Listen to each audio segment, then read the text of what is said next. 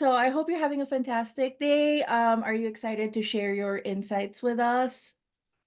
Yes, thank you for having me here and being a recent new member of the Fraud Fighter Alliance. It's an honor to be interviewed. Awesome. Well, it's a pleasure having you, and we're so honored as well that you even made the time to join the FFA group. Um, so yes, let's get started. First things first, you might want to share with the viewers with how come we cannot see your face. That's fine. I've been in investigations for approximately 13 years plus. I've dealt with some very serious types of investigations, from basic investigations all the way to organized crime. Being a civilian in the Canadian industry, I'm very careful about having my face on social media or exposed. I mean, you can't always get away from that because everywhere we go, it's covered in camera. Shopping, vehicles, wherever the case is, and of course, I do know some folks as well. But at the same time, I'm mindful of what I'm doing with my person, especially with identity theft being up there. More recently, there was a release by Telecom, a European company, on an AI that was able to manipulate from a child all the way to an adult. And it shows you the structure of where credit card fraud comes in from the stolen identities, as well as some other exploitations that were sexual in nature that could occur by using the person's image, which of course, with CSAM going on, it's kind of horrendous. So being careful, we can only do so much, and this is one of my safeguards. I totally understand where you're coming from. Today's world is just really different. Safety with identification is such an issue. But again, I appreciate you coming online to share your thoughts with us. And don't worry, we'll keep it safe. Okay. All right. So let's dive into our first question, which is an intro about you. So maybe can you tell us a bit about your background and professional journey in the field of fraud prevention? I have been in investigations, like I said, 13 years plus. I started off in physical security and ended up into the loss prevention world.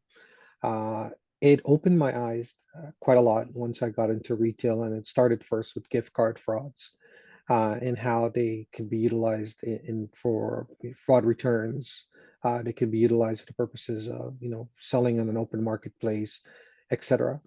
I then transitioned into transactional fraud. This is where my fraud experience started exploding because I started learning about credit card fraud, credit identity fraud, counterfeit credit cards, counterfeit debit cards, check kiting, and a couple other different types of frauds, which evolved into fraud groups. This led to me now investigating across Canada, where there were different fraudsters, sorry, traveling. And what they would do is open up different credit cards and, of course, buy high-end goods and then take this and, of course, try to return it, or they'll end up selling it on the market. What I did find out is in investigating this, I had a need to learn more about this type of fraud because I had found out that even though you're aware as an investigator, you need to find different resources, of course, to expand into investigation. And this is where we'll talk a little bit more about my educational aspect of it later on. Thanks, Nigel, for sharing your journey. It's inspiring to hear how you've navigated your path in fraud prevention. Okay, so next question, expertise and achievements. What specific areas within fraud, anti-fraud practices do you specialize in? Maybe if you have a notable accomplishment or a project related to fraud prevention, that you're particularly fond of or proud of. Um, I did a lot of transactional frauds, which of course are purchase frauds, and they were by either e-commerce or they were in store. I've done many of those investigations working with law enforcement, but there was one that particularly stuck out to me and still sticks with me. And I remember it since it was happened in 2016 when I worked at Sears Canada. I was contacted by the RCMP about identities being used in the Ontario market. Ironically, at the same time I was investigating these identities, I had no idea they were linked to a different province at that point in time. Turns out it was in British Columbia, and turns out the identities were from a stolen data breach. Um, the individual opened up many credit card applications, they were targeting fridges, stoves, Dysons, which are pretty pricey back then, TVs, big screen TVs. Of course, you need a big screen TV in fraud. Um, these sort of products. And I started realizing they were having the items delivered to a storage unit. So quickly working with law enforcement in the local jurisdiction, I was able to then set up an investigation where they would then follow her in, and she did it. She had someone else pick up one of the items purchased by fraud and go to the storage unit, where she actually met with the person there. And what we found out is that she was paying individuals to go pick up these items after she had done the fraud. Ironically, when she was there, it turns out I had actually seen her at one of the stores and not realized it was her during one of the investigations I was doing. She had just left, and I didn't get that charge back till a week later. So when I saw her, was like deer in the headlight kind of reaction at first. And then before I know it, of course, the cops put in the cuffs in her, and we got two storage units, which was significant, of course, because the fraud that we had wasn't, it was about $150,000, was about a quarter of that. So we were a little bit confused. And then we started looking at the different items. I started realizing she was doing this at other retailers. In the process, we actually found a printer she was using to print identities in the storage unit. Um, I had never come across something like that in all the other investigations. I mean, we had takedown in stores, we had GPS planted on trucks, but this one was my most memorable, and it stuck with me, still stays with me today, 7 years later. Wow, that is just so crazy. What a crazy story. But also it's like I gotta say it's a great testament to your commitment and your expertise combating fraud. So well done. Oh my gosh. I don't even know what to say to that. Okay. All right, let's move on to challenges and solutions. So, in your experience, what are some common challenges faced in fraud prevention practices, and how do you like approach solving them? A highlight would, on a specific instance would be great, or some crazy story again. Actually, I've got another one for you. So one of the things in, because my experience is heavy in retail, and it's explaining the process to stores so that they can understand in layman terms. It's explaining the ROI, which is return of investment to your superiors, having a plan working with your marketing to understand the impact of what they do or how they sell their goods could lead to frauds. And in this instance, we're going to talk about gift cards. One of the things that are very common in the retail industry and is actually more and more now prevalent than ever, that we're seeing more gift card frauds. And there's been talks of Chinese groups within the American market, Canadian market, that have been committing these frauds. And while I was working at Rexall in 2020, I encountered an individual that was doing sequential gift card frauds with brand cards. Now, sequential means that they were either A, guessing the number, or they had a machine that would guess the number, that would guess the next number in sequence. They would then call in, check if there was a balance on that card, and he was counterfeiting the cards, going to the store, spending them. And when the unsuspecting client, of course, went to make a purchase, before they know it, their funds were gone. And then, of course, we had to start an investigation. After investigating for over a month and a half, I realized quickly that he was in a couple of different stores. The individual, after investigating more, turns out he was also a client of the company in a pharmaceutical thing. So here's a tricky part. Within the pharmaceutical industry, you are mandated by privacy by pharmaceutical college, so you cannot access this information. So imagine knowing who your fraudster is, knowing you have the information, but you cannot get that because, of course, it's a privacy issue. So it was a conundrum in that sense. We got law enforcement involved, and after law enforcement got involved and they put on a warrant and all guidelines were followed, we discovered who the individual was. Turns out they were also doing this at other retailers. Starting to see a pattern here with these fraudsters. Whenever in the retail world, they tend to travel to different places. I worked with the director at that point in time, and we were able to institute PIN on the loyalty gift cards. Now, chipped in PIN is common, of course, in debit cards and credit cards. Some gift cards do not have PIN to this day. And why is it important?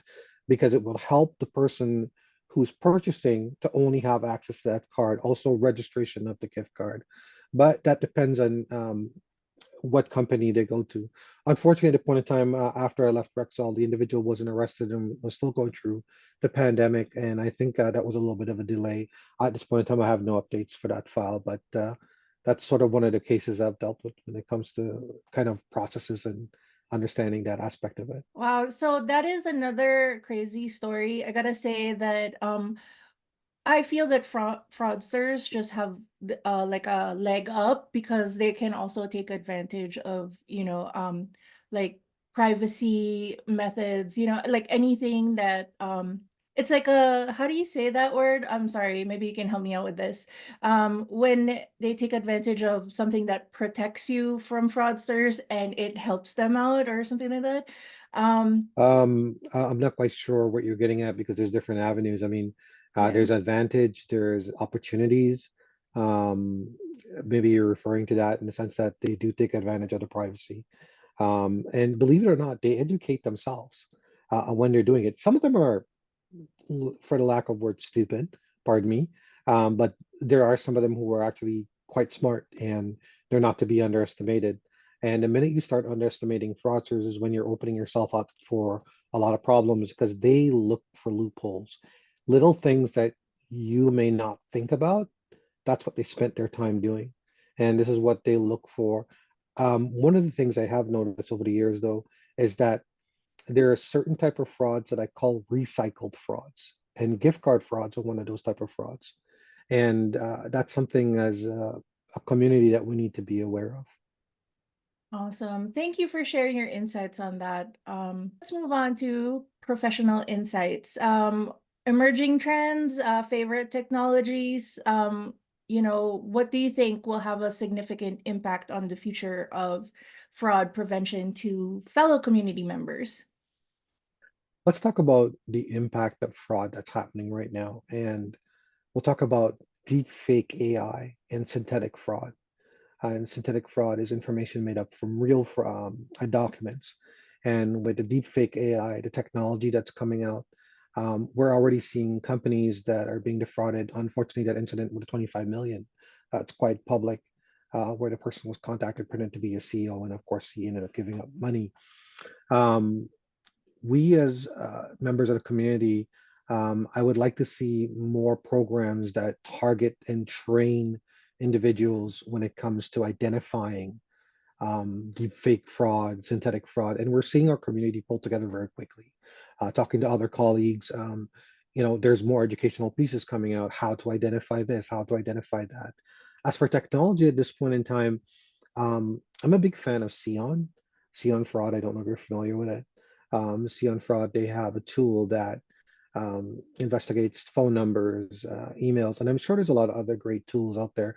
I'm a big fan of OSINT, open source intelligence as well, because you can find KYC information, know your client, or KYB, know your business information on the web. And it could also help you identify certain faults within an application as well for, say, credit or services with a financial institution. Um, I believe that being part of the House of Fraud, Fraud Fighters Alliance, and I've also been a member of the International Association of Financial Crime Investigators. Um, I'm getting information from all these different colleagues, and it gives you an opportunity to collaborate on certain things. You may not have the information as one retailer, but if you talk at a meeting or retail meeting with another retailer, be like, hey, yeah, we have the same type of problem. This is what we're doing, and this sort of helps you combat by being involved in that. Speaking of collaboration, do you believe collaboration within our community can strengthen fraud prevention efforts? And I know you mentioned it a little bit earlier on. Maybe like kind of talk more in detail about that. Definitely, having collaboration, of course, is key impact. So, for example, e-commerce, right? There are certain retailers that will sell the same kind of products. Let's focus on appliances, right? In the Canadian market, there are a couple of retailers that sell appliances. one individual is being impacted by fraud for appliances, guaranteed when you talk at meetings, you find out that other individuals are being impacted by same type of fraud. One of the things that we have to kind of be careful of is that we can't share sales practices. It's a bit of a no-no in our business industry, but we can say, hey, this is what we do to prevent, this is what we do to track, this is who we're working with in law enforcement that is knowledgeable about this is who we're working at the bank with that has knowledge of this. And it turns out half the time that it's either the same bank or same couple of banks that these guys are defrauding. And before you know it, that collaboration helps close cases. And we've seen this multiple times over the years where that type of collaboration has impacted fraudsters because we took the opportunity to meet and discuss the trends. Well, of course, we are all guarded by privacy and all have to be careful of that as well because we more we open up to and the more we share, we could also run a problem when we go to court. So the legalities, and again, we spoke about this a little bit earlier, the privacy that it protects these fraudsters is also a big challenge to us in the community, but we're finding a way to work around that. Collaboration really is key in this community, and I love your perspective on that. Strengthening your anti-fraud efforts through teamwork is very insightful. How about advice for peers? Based on your experience, what advice would you offer to professionals who are new in the field? um are there maybe lessons that you learned that you could share throughout your career that maybe you could share with the community? I learned early in my career, and actually it stemmed from a disagreement with a customer service representative at a bank. I'll give you a little bit of a story to follow with that. Sure. I had a bit of a disagreement with them. I knew it was fraud. They were manually entering the card number at the location. This person had been linked to chargebacks, and I couldn't get them to tell me that it was fraud. They were in the store. I wanted to call law enforcement because we weren't able to arrest based on that. We had to have the proof. They introduced me to a gentleman who is retired now, but he introduced me to the IAFCI, where's the International Association of Financial Crime Investigators. And why that is important is as a new person coming into the industry, you have to figure out what type of fraud you want to investigate. Do you want to investigate elder fraud, credit card fraud, credit application fraud, transactional fraud? Do you want to be a fraud analyst?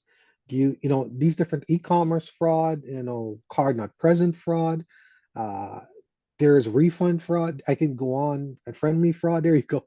Right? If you need to know which one of these fields you want to specialize in, or maybe you want to specialize in all of them, but it starts with looking to learn the knowledge. So where do you go when you learn this knowledge? There's associations such as the IAFCI, the Fraud Fighters Alliance. I'm there, even though I'm an experienced fraud investigator, I'm seeing things within the group that I get to learn. The House of Fraud, great community. There's so many different leaders that are in there. They talk about trends. They talk about different type of the back end operational stuff that I'm not aware of that I'm learning about, and even different social media platforms, which of course falls under OSINT, which I love doing. And I can see that as an individual, being experienced and unexperienced, you have to go and find your education. If you don't do that, you're doing yourself a disservice and you will not be able to progress in your field because if you stop learning, you're taking away the advantage of anticipating what the fraudsters will do. Because believe you or not, me or not, they are actually communicating, they're actually sharing, they're actually working together to impact you. And there are platforms like Reddit, there are platforms like Telegram, there are Facebook Marketplace, WhatsApp groups.